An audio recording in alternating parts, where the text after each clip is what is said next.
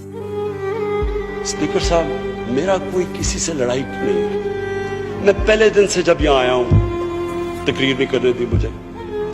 जब मैं बात करता हूं शोर मचता है, गलत बातें करती है। मेरी किसी से कोई लड़ाई है?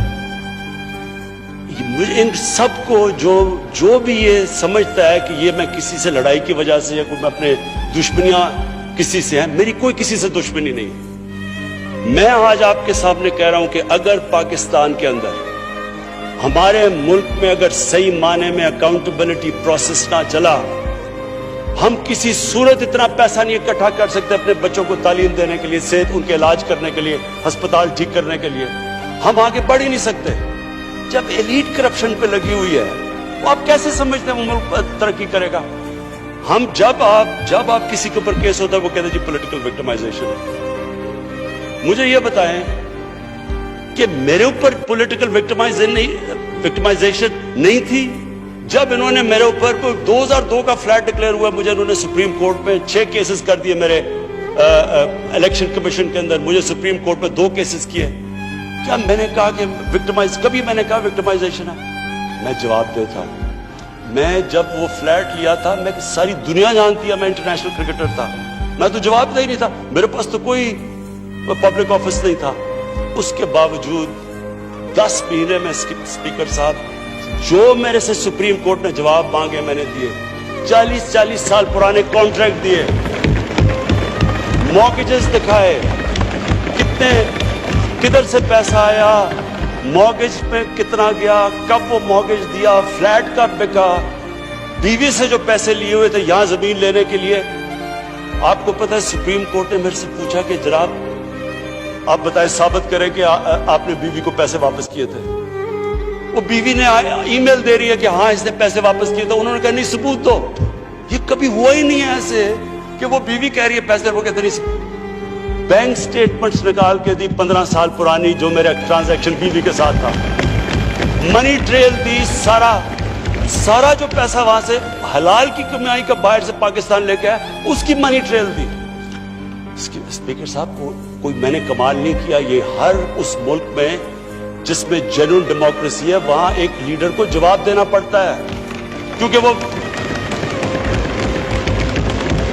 अमानतदार होता है, वो पब्लिक के पैसे का अमानतदार होता है। ये कोई विक्टिमाइजेशन नहीं है। और ये जो नैब है, ये हमने तो नहीं नैब बनाई।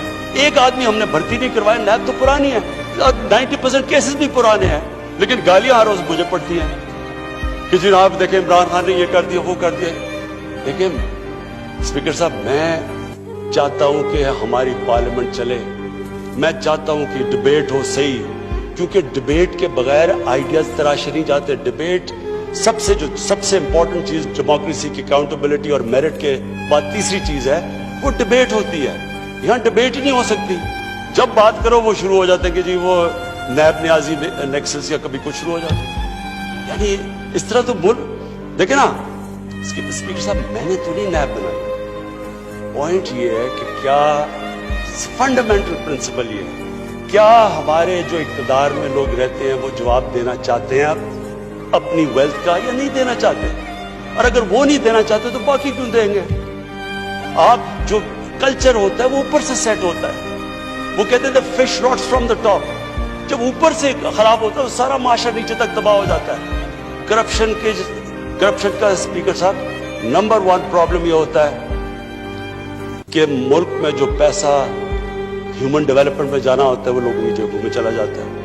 नंबर 2 प्रॉब्लम ये होता है क्योंकि चोरी का पैसा होता है वो मुल्क में नहीं आप रख सकते, वो आपको मुल्क से बाहर भेजना पड़ता है।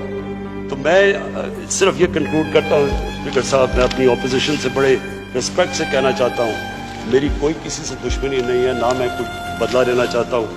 मैं सिर्फ ये बिलीव करता हूँ कि हमारा मुल्क, अल्लाह ने इसको इतनी नेमतें दी हैं, अल्लाह ने इससे क्या क्या चीज़ें नहीं हमें दी, लेकिन जब तक इस मुल्क के अंदर रूल ऑफ लॉ मीन्स कि everyone is equal in front of law, जब तक रूल ऑफ लॉ और लीडरशिप की अकाउंटेबिलिटी नहीं होगी, हम भी वही सारे बनाना रिपब्लिक्स की तरह एक समुंदर होगा गरीबों का और थोड़े से अमीर लोग होंगे। शुक्रिया।